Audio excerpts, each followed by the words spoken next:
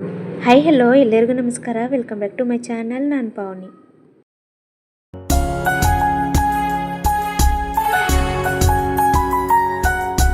ಇವತ್ತು ನವರಾತ್ರಿ ಹಬ್ಬದ 6ನೇ ದಿನ ಬಂದ್ಬಿಟ್ಟು ನಾವು ಕಾತ್ಯಾಯಿನಿ ದೇವರನ್ನು ಆರಾಧನೆ ಮಾಡೋವಂಥ ದಿನ.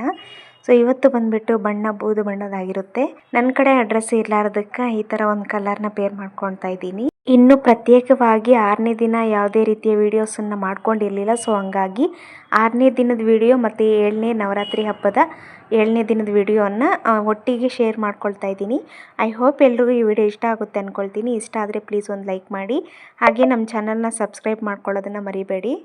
ಇನ್ನು ಈಗ ತೋರಿಸ್ತಿರುವಂತಹ ವಿಡಿಯೋ ಬಂದುಬಿಟ್ಟು ಇದು 7ನೇ ದಿನದ್ದು, ನವರಾತ್ರಿ ಹಬ್ಬದ 7ನೇ ದಿನ. ಆಗಲೇ ಹೊರಗಡೆ ಬರೋಷ್ಟೊತ್ತಿಗೆ ಎಲ್ಲರೂ ಪೂಜೆಗೆ ಹೋಗಿ ಬರ್ತಿದ್ರು, ಅಂದರೆ ಬನ್ನಿ ಗಿಡಕ್ಕೆ. ನಮ್ಮ ಕಡೆ ಬಂದುಬಿಟ್ಟು ಬನ್ನಿ ಗಿಡಕ್ಕೆ ಹೋಗಿ ಪೂಜೆ ಮಾಡ್ಕೊಳ್ತಾರೆ ದಸರಾ ಟೈಮಲ್ಲಿ. ನಾನು ಬನ್ನಿ ಗಿಡಕ್ಕೆ ಹೋಗೋದು ಸಾಧ್ಯ ಆಗಲಿಲ್ಲ, ಸೊ ಹಂಗಾಗಿ ಮನೆಯಲ್ಲೇ ಪೂಜೆ ಮಾಡ್ಕೊಳ್ತಾ ಇರೋವಂಥದ್ದು. ಇನ್ನು ಇವತ್ತಿನ ದಿನ ಬಂದುಬಿಟ್ಟು ನಾವು ಕಾಳರಾತ್ರಿ ಅವತಾರದಲ್ಲಿರುವಂತಹ ದುರ್ಗಾ ಮಾತೆಯನ್ನು ಪೂಜೆ ಮಾಡೋವಂಥದ್ದು. ಸೊ ಇವತ್ತಿನ ಕಲರ್ ಬಂದುಬಿಟ್ಟು ಆರೆಂಜ್ ಕಲರ್ ಆಗಿರುತ್ತೆ. ಸೊ ಹಂಗಾಗಿ ಆರೆಂಜ್ ಕಲರ್ ಸ್ಯಾರಿ ಇತ್ತು ನನ್ನ ಕಡೆ, ಹಂಗಾಗಿ ವೇರ್ ಮಾಡ್ಕೊಳ್ತಾ ಇದ್ದೀನಿ. ಇನ್ನು ಇದಕ್ಕೆ ಮ್ಯಾಚಿಂಗ್ ಅಂತ ಹೇಳ್ಬಿಟ್ಟು ಈ ಥರ ಒಂದು ಸೆಟ್ ಆಫ್ 12 ಬಂದಿರುವಂತಹ ಬಳೆನ ಮ್ಯಾಚ್ ಮಾಡ್ಕೊಳ್ತಾ ಇದ್ದೀನಿ, ಪರ್ಲ್ ಇರುವಂಥದ್ದು. ಸೊ ನೋಡಿ ಯಾವ ರೀತಿ ಕಾಣಿಸ್ತಿದೆ ಅಂತ ಹೇಳ್ಬಿಟ್ಟು ತುಂಬ ಅಂದರೆ ತುಂಬ ಚೆನ್ನಾಗಿತ್ತು. ಇದಕ್ಕೆ ಕಾಂಬಿನೇಷನ್ ಈ ಸ್ಯಾರಿನ ನಾನು ಯಾವಾಗ ಉಟ್ಕೊಂಡ್ರು ಇದೇ ಬಳೆನ ಹಾಕ್ಕೊಳ್ತಿದ್ದೆ. ಬೇಕಂದರೆ ನಾವು ಈ ಥರ ಸ್ಯಾರಿ ಕಲರ್ ಮ್ಯಾಚ್ ಮಾಡ್ಕೊಂಡಿರುವಂತಹ ಬಳಿನ ಬೇಕಾದರೂ ಹಾಕ್ಕೊಂಡು ಆ ಕಡೆ ಈ ಕಡೆ ಸೈಡಾಗಿ ಈ ಬಳಿನ ಹಾಕ್ಕೊಂಡ್ರು ತುಂಬ ಅಂದರೆ ತುಂಬ ಚೆನ್ನಾಗಿರುತ್ತೆ. ನನ್ನ ಸ್ಯಾರಿ ಹೇಗಿದೆ ಅಂತೇಳ್ಬಿಟ್ಟು ಕಮೆಂಟ್ ಸೆಕ್ಷನಲ್ಲಿ ತಿಳಿಸಿ. ಮತ್ತೆ ಬಂದುಬಿಟ್ಟು ಈ ಸ್ಯಾರಿನ ನಾನು ಯಾಕೆ ಆ ರೀತಿ ಫೋಲ್ಡ್ ಮಾಡಿದ್ದೆ ಅಂತಂದರೆ ಕ್ವಿಕ್ಕಾಗಿ ಉಟ್ಕೋಬೋದು ಅಂತೇಳ್ಬಿಟ್ಟು ಫೋಲ್ಡ್ ಮಾಡಿ ಇಟ್ಕೊಂಡಿದ್ದೆ. ಸೊ ಹಾಗಾಗಿ ಬೇಗ ಉಟ್ಕೊಳ್ಳೋದು ಸಾಧ್ಯ ಆಯಿತು.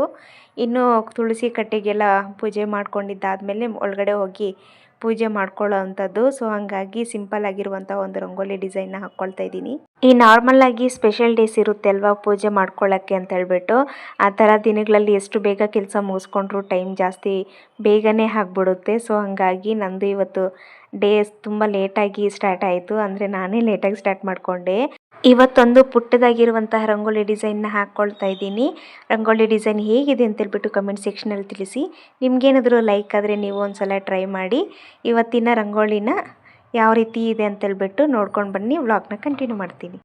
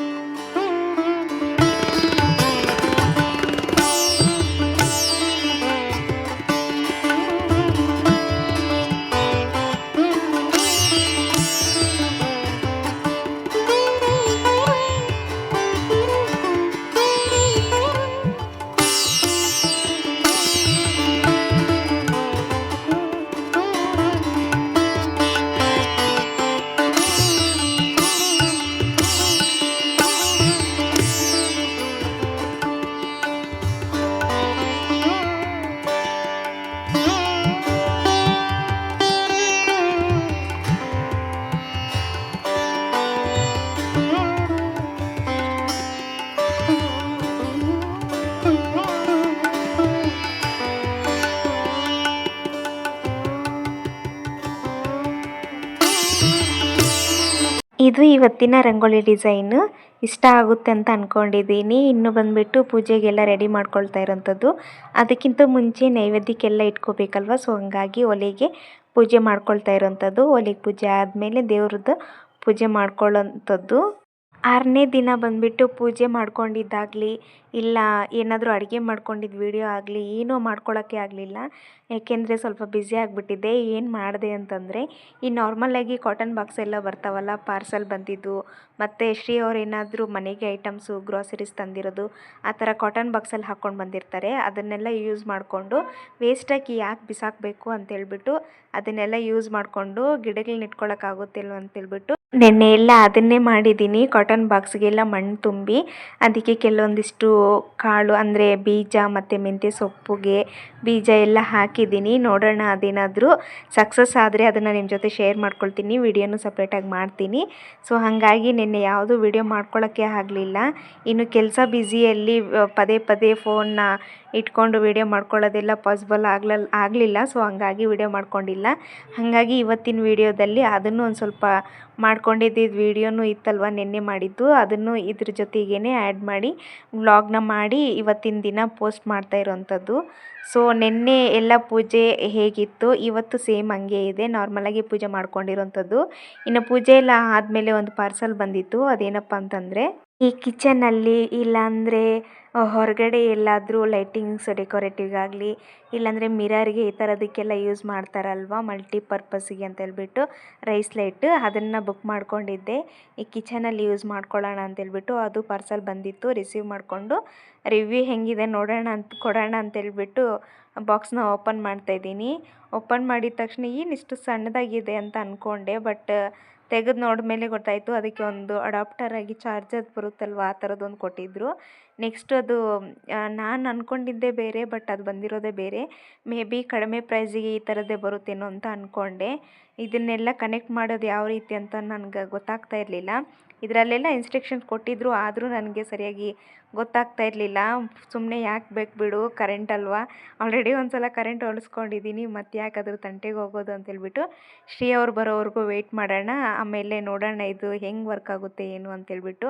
ಸಪೋಸ್ ಏನಾದರೂ ಅವರೊಂದು 10% ಕೂಡ ಬೇಡ ಅಂತ ಏನಾದರೂ ಅಂದ್ಬಿಟ್ರೆ, ಇಲ್ಲ ಕ್ವಾಲಿಟಿ ಸ್ವಲ್ಪ ಹಾಗೂ ಹಿಂಗೂ ಇದೆ ಅಂತ ಅಂದಿದ ತಕ್ಷಣವೇ ರಿಟರ್ನ್ ಹಾಕ್ಬಿಡೋಣ ಅನ್ನೋ ಮನಸ್ತತ್ವದಲ್ಲಿದ್ದೆ. ನೋಡೋಣ ಶ್ರೀ ಅವ್ರು ಬಂದಮೇಲೆ ಇದು ಯಾವ ರೀತಿ ವರ್ಕ್ ಆಗುತ್ತಾ ಇಲ್ವಾ, ಇಲ್ಲಾಂದರೆ ಯೂಸ್ ಆಗುತ್ತಾ ಇಲ್ವಾ ಅಂತ ನೋಡಿಕೊಂಡು ಇಟ್ಕೊಳ್ಳೋದಾ ಇಲ್ವಾ ರಿಟರ್ನ್ ಹಾಕೋದಾ ನೋಡೋಣ ಅಂತೇಳ್ಬಿಟ್ಟು ವೆಯ್ಟ್ ಮಾಡ್ತಿದ್ದೆ. ಇನ್ನು ಇದು ಬಂದುಬಿಟ್ಟು ಮಿರರ್ಗೂ ಯೂಸ್ ಆಗುತ್ತೆ, ಕಿಚನಲ್ಲೂ ಯೂಸ್ ಆಗುತ್ತೆ. ಇವಾಗ ಇತ್ತೀಚಿನ ದಿನಗಳಲ್ಲಂತೂ ತುಂಬ ಅಂದರೆ ತುಂಬ ಡೆಕೋರೇಷನ್ ಐಟಮ್ಸು ಈ ಕಿಚನ್ಗೆ ಅಂತಲೇ ಯೂಸ್ ಮಾಡ್ತಿದ್ದಾರೆ. ಅದರಲ್ಲೂ ನಮ್ಮ ಜನ್ರೇಷನ್ ತುಂಬ ಮುಂದುವರೆದಿದೆ.